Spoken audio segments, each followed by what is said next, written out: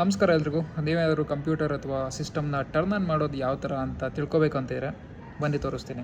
So ಎಷ್ಟೊಂದು ಜನಕ್ಕೆ already ಗೊತ್ತಿರುತ್ತೆ, ಒಂದು ಬಟನ್ ಇರುತ್ತೆ, ಮೇ ಬಿ ಸ್ವಿಚ್ಚಿಂದ ಇರ್ಬೋದು ಅಥವಾ ಸಿ ಪಿ ಯು ಅಥವಾ ಸಿಸ್ಟಮ್ ಅಂತ ಏನು ಕರಿತೀವಲ್ಲ, ಒಂದು ಬಾಕ್ಸ್ ಇರುತ್ತೆ, ಸಿ ಪಿ ಯು ಬಾಕ್ಸ್ ಅಂತ ಕರಿತೀವಿ. ಅದರೊಳಗಡೆ ಬಟನ್ ಇರುತ್ತೆ, ಪವರ್ ಆನ್ ಅಥವಾ ಕೆಲವೊಂದು ಸಿಸ್ಟಮಲ್ಲಿ ರೀಸ್ಟಾರ್ಟ್ ಅಂತ ಇರುತ್ತೆ.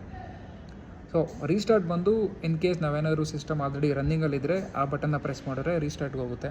ಸಿಸ್ಟಮ್ನ ಪವರ್ ಆನ್ ಮಾಡಬೇಕಂದ್ರೆ ಪವರ್ ಬಟನ್ ಇರುತ್ತೆ, ಅದನ್ನು ಪ್ರೆಸ್ ಮಾಡಬೇಕು. ಬನ್ನಿ ತೋರಿಸ್ತೀನಿ ಯಾವ ಥರ ಅಂತ. ಕ್ಲಿಕ್ ಮಾಡಿದ್ರೆ ಸಾಕು, ಸಿಸ್ಟಮ್ ಆನ್ ಆಗುತ್ತೆ. ಈ ಥರ ಲೈಟ್ ಬ್ಲಿಂಕ್ ಆಗ್ತಿದೆ ಅಂದರೆ ಸಿಸ್ಟಮ್ ಆನ್ ಆಗಿದೆ ಅಂತ. ಇಫ್ ಇನ್ ಕೇಸ್ ಆ ಥರ ಲೈಟ್ ಇಲ್ಲ ಅಂದರೆ ನಾವು ಕೀಬೋರ್ಡಲ್ಲೂ ನೋಡ್ಕೋಬೋದು, ಗೊತ್ತಾಗುತ್ತೆ ನೋಡಿ.